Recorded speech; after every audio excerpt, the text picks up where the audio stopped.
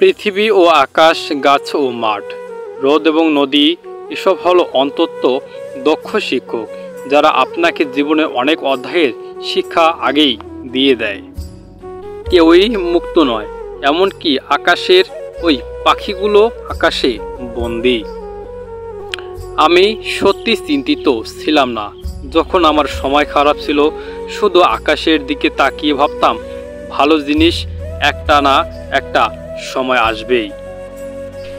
আকাশের দিকে তাকাও, দেখতে পাবে তুমি একা নও। আকাশ, সমুদ্র সবই আমাদের বন্ধু, যা আমাদের স্বপ্ন দেখাতে শেখায় ও তা বাস্তবায়ন করতে শেখায়। আকাশটাকে রঙ করে নিজের মতো করে সাজিয়ে নাও, তারপর দুঃখের সময় আকাশটাকে রঙ করে নিজের মতো করে সাজিয়ে নাও, তারপর দুঃখের সময় আকাশকে নিজের দুঃখের সঙ্গী বানাও, দেখবে সব গায়েব। নিজের দুঃখের সঙ্গী বানাও, দেখবে সব গায়েব। আকাশের দিকে তাকাও, তাহলেই তুমি রংধনু খুঁজে পাবে, না হলে তোমার জীবন অন্ধকারেই থেকে যাবে। সমুদ্রের গন্ধ নাও এবং আকাশকে অনুভব করো, জীবনের মানে খুঁজে পাবে।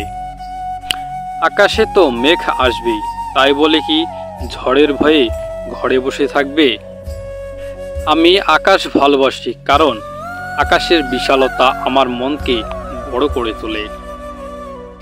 নীল আকাশের মেঘ বালিকা আকাশের নীলে নীলে উড়ে বেড়ায়, রৌদ্রের কোলে খেলে লুকোচুরি, মাঝে মাঝে কোথায় সে পালায়।